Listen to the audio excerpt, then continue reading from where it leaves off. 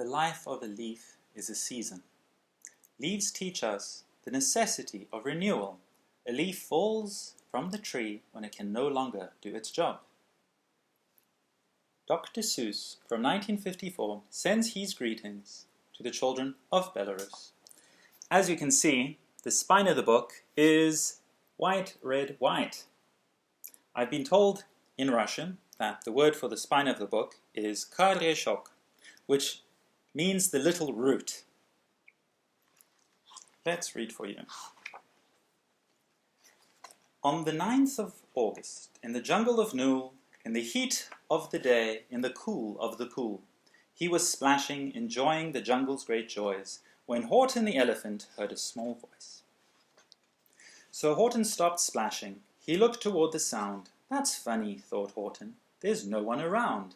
Then he heard it again, just a very faint yelp, as if some tiny person were calling for help. I'll help you, said Horton. But who are you? Where? He looked and he looked. He could see nothing there, but a small speck of dust blowing past through the air. I say, murmured Horton, I've never heard tell of a small speck of dust that is able to yell. So you know what I think? Why, I think that there must be someone on top of that small speck of dust. Some sort of a creature of very small size, too small to be seen by an elephant's eyes. Some poor little person who's shaking with fear that he'll blow in the pool. He has no way to steer. I'll just have to save him, because, after all, a person's a person, no matter how small. So gently, and using the greatest of care, the elephant stretched his great trunk through the air, and he lifted the dust speck and carried it over, and placed it down, safe, on a very soft clover. Humph!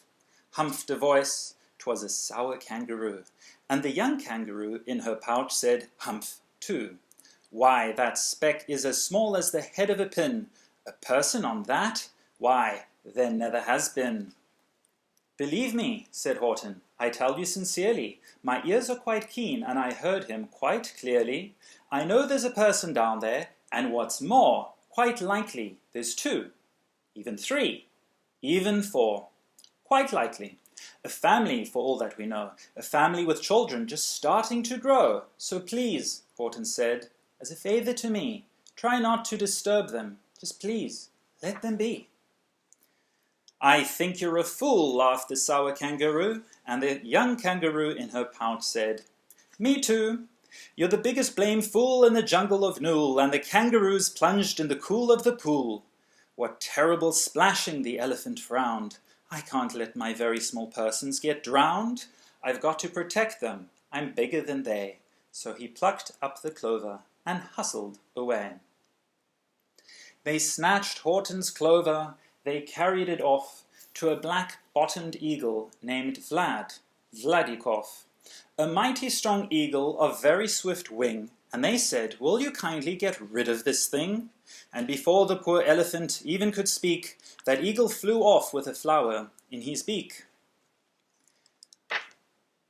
All that late afternoon and far into the night, that black-bottomed bird flapped his wings in fast flight, while Horton chased after with groans over stones that tattered his toenails and battered his bones, and begged, Please don't harm all my little folks, who have as much right to live as us bigger folks do.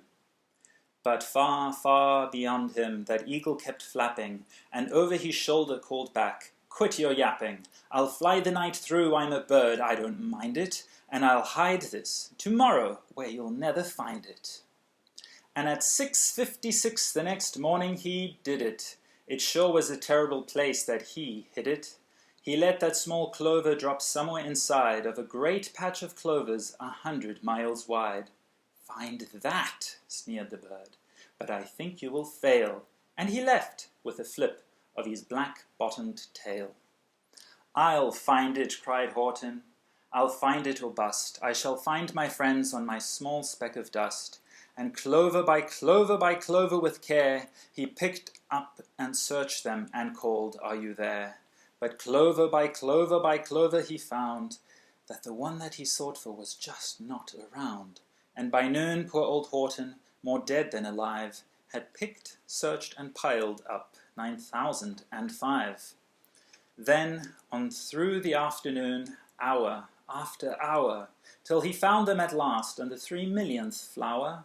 "My friends," cried the elephant, "tell me, do tell, are you safe? Are you sound? Are you whole? Are you well?" From down on the speck came the voice of the mayor. "We really had trouble, much more than our share. When that black-bottomed birdie let go and we dropped, we landed so hard that our clocks have all stopped. Our teapots are broken, our rocking chairs smashed, and our bicycle tires all blew up with when we crashed. So Horton, please," pleaded that voice of the mayor's, "will you stick by us, whose, while we're making repairs?" "Of course," Horton answered, "of course I will stick. I'll stick by you small folks, through thin and through thick." Humph, humphed a voice. For almost 2 days you've run wild and insisted on chatting with persons who've never existed. Such carryings on in our peaceable jungle, we've had quite enough of your bellowing bungle, and I'm here to state, snapped the big kangaroo, that your silly nonsensical game is all through. And the young kangaroo in her pouch said, "Me too." With the help of the Wickersham brothers and dozens of Wickersham's uncles and Wickersham's cousins and Wickersham's in-laws, whose help I've engaged, you're going to be roped and you're going to be caged. And as for your dust speck, that we shall boil in a hot streaming kettle of bezel nut oil. "Boil it?" gasped Horton. "Oh, that you can't do, it's all full of persons. They'll prove it to you." "Mr. Mayor," Horton called. "Mr. Mayor, you've got to prove now that you really are there. So call the big meeting, get everyone out. Make every who holler, make every who shout, make every who scream. If you don't, every who is going to end up in a beetle nut stew." And down on the dust speck, the scared little mayor quick called a big meeting in a Hoovel town square. And his people cried loudly, they cried out in fear, "We are here! We are here! We are here! We are here!" The elephant smiled. That was as clear as a bell. You kangaroos surely heard that very well. "All I heard," snapped the big kangaroo, "was the breeze and the faint sound of wind through the far distant trees. I heard no small voices, and you didn't either." And the young kangaroo in her pouch said, "Me neither." "Grab him," they shouted, "and cage the big dope. Lasso his stomach with 10 miles of rope. Tie the knots tight so he'll never shake loose. Then dunk that dumb speck in the bezel nut juice." Horton fought back with great vigor and vim, but the Wickersham gang was too many for him. They beat him. They mauled him. They started to haul him into his cage, but he managed to call to the mayor, "Don't give up. I believe in you all. A person's a person no matter how small, and you very small persons will not have to die if you make yourselves heard, so come on now and try." The mayor grabbed a tom-tom. He started to smack it, and all over Hoovel they whooped up a racket. They rattled tin kettles, they beat on brass pans, on garbage pail tops and old cranberry cans. They blew on bazookas and blasted great toots, on clarinets, umpas and bumpas and flutes. Great gusts of loud racket rang high through the air. They rattled and shook the whole sky, and the mayor called up through the howling, "Mad hubbub, hey Horton, how's this? Is our sound coming through?" And Horton called back, "I can hear you just fine, but the kangaroo's ears aren't as strong as mine." "But they don't hear a thing. Are you sure all your boys are doing their best? Are they all making noise? Are you sure every who down in Hoovel is working? Quick, look through your town. Is there anyone shirking?" Through the town rushed the mayor, from the east to the west, but everyone seemed to be doing his best. Everyone seemed to be yapping or yipping, everyone seemed to be beeping or bipping, but it wasn't enough. All this ruckus and roar, he had to find someone to help him make more. He raced through each building, he searched floor to floor, and just as he felt he was getting nowhere, and almost about to give up in despair, he suddenly burst through a door, and that mayor discovered one shirker, quite hidden away in the Fairfax apartments, apartment 12J. A very small shirker named Jojo was standing, just standing, and bouncing a yo-yo. not making a sound, not a yip, not a chirp. And the mayor rushed inside, and he grabbed the young twerp. And he climbed with the lad up the Eiffelberg tower. "This," cried the mayor, "is your town's darkest hour, the time for all who have blood that is red, to come to the aid of their country," he said. "We've got to make noises in greater amounts, so open your mouth, lad, for every voice counts." Thus he spoke as he climbed. When they got to the top, the lad cleared his throat, and he shouted, "Yop!" And that yop, that one small extra yop, put it over. Finally, at last, from that speck on that clover, their voices were heard. They rang out clear and clean, and the elephant smiled. "Do you see what I mean? They've proved they are persons, no matter how small, and their whole world was saved by the smallest of all." "How true, yes, how true," said the big kangaroo. "And from now on, you know what I'm planning to do. From now on, I'm going to protect them with you." And the young kangaroo in her pouch said, "Me too.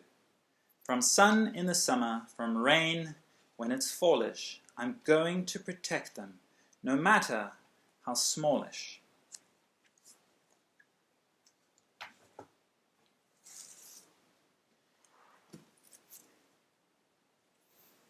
With this story in mind, I would like to play a song on a small birch leaf as a single but loud voice that contributes to the very clear voice of the people of Belarus that, despite their loudness, are not being heard. Перемен требует наши сердца.